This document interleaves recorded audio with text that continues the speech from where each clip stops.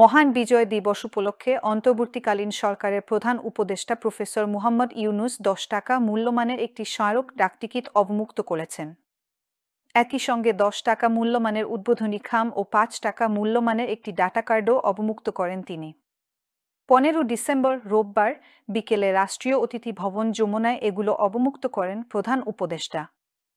এ সময় ডাক ও টেলিযোগাযোগ উপদেষ্টা মো. নাহিদ ইসলাম, প্রধান উপদেষ্টার মুখফুর সচিব এম সিরাজ উদ্দিন মিয়া, ডাক ও টেলিযোগাযোগ বিভাগের সচিব ড.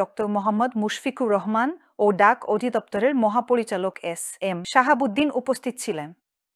এ সময় উপদেষ্টা নাহিদ ইসলাম প্রধান উপদেষ্টাকে একটি স্মারক ডাক বাক্স ও natural beauty and wildlife শীর্ষক এক বই উপহার দেন।